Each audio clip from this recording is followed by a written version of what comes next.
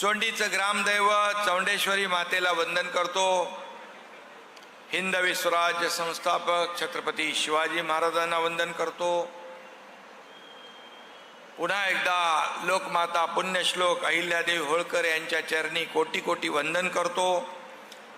त्यांच्या स्मृतीला आणि त्यांच्या कर्तृत्वाला त्रिवार अभिवादन करतो।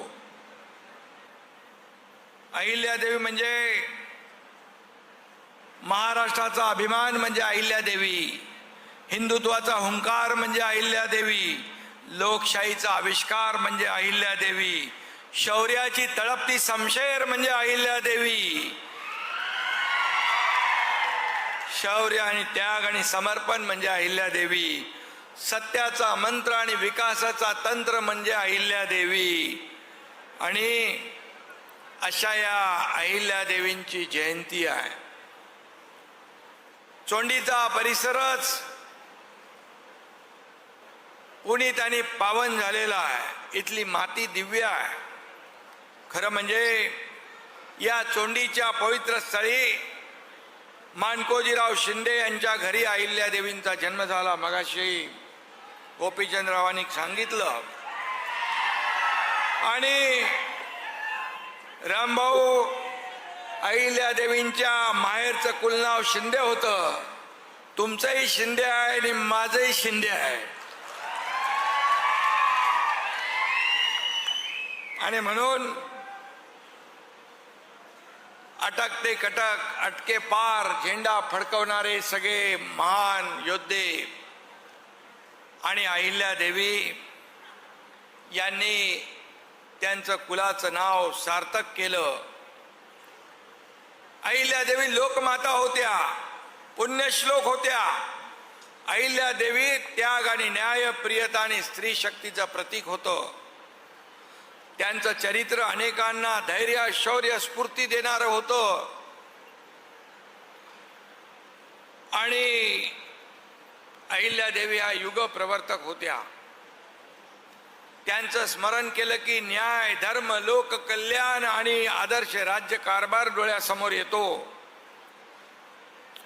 अनेकांनी आपल्या भावना त्यांच्या बाबतीमध्ये व्यक्त केलेल्या आहेत। इतिहासात अनेक राजे झाले, अनेक राज्यकर्ते झाले, पण जनतेच्या मनावर आई म्हणून राज्य करणाऱ्या फार कमी व्यक्ती होत्या आणि त्यामध्ये आपल्या अहिल्यादेवी होत्या। त्यांचं न्यायदान अचूक होतं। भांडणाऱ्यांच्या दोन्ही बाजूंचं ते समाधान न्यायाने करायच्या। 300 वर्षानंतर देखील देश अहिल्यादेवींना कृतज्ञपणे स्मरण करतोय। यामध्ये त्यांची कीर्ती दिसतीये, त्यांचं कर्तृत्व दिसतंय, त्यांचं मोठेपण दिसतंय, त्यांचं न्यायदानाचं काम दिसतंय, त्यांच्या ममत्वाची भावना दिसतीये। आणि म्हणून आपण सगळेजण त्यांच्या स्मरक चरणी नतमस्तक होतो। अहिल्यादेवींनी तलवारीपेक्षा न्यायावर विश्वास ठेवला, सत्तेपेक्षा सेवाभावावर विश्वास ठेवला, वैभवापेक्षा जनकल्याणावर विश्वास ठेवला। त्यांनी केवळ राज्य चालवलं नाही तर समाज घडवण्याचं काम त्यांनी केलं। समाज घडवण्याचं त्यांनी संपत्ती जमा केली नाही, त्यांनी जनतेचे आशीर्वाद जमा केले। त्यांनी एकच धर्म जपला, तो मानवता धर्म। म्हणून त्यांची कीर्ती उदंड आहे। सत्ता असूनही त्यांच्यात अहंकार नव्हता। राजवाड्यात राहूनही त्या जनतेच्या दुःखाशी जोडल्या होत्या। शुभ्र घोंगडी हेच त्यांचं आसन होतं। सोन्याच्या सिंहासनापेक्षा ते त्यांना अमूल्य होतं। हाच त्यांचा मोठेपणा आहे।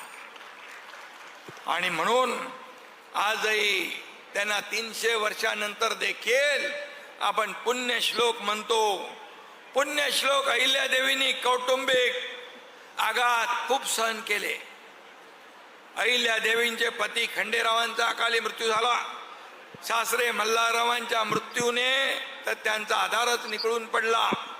पुत्र मालेराव अवघ्या 22 वर्षाच्या तरुण वयात मृत्युमुखी पडला। नतू नाव असलेला त्यांचा नातू क्षयाला बळी पडला, जावई यशवंतराव फणसे कॉलराला बळी ठरले. त्यांच्या वेदनांचं आणि दुःखाचं वर्णन कोण कसं करू शकतो? तरी सुद्धा आपल्या बाणेदार अहिल्यादेवी डगमगल्या नाहीत, खचल्या नाहीत. शेवटपर्यंत कुणालाही शरण न जाता कठोर कर्मयोग त्यांनी आचरणात आणला.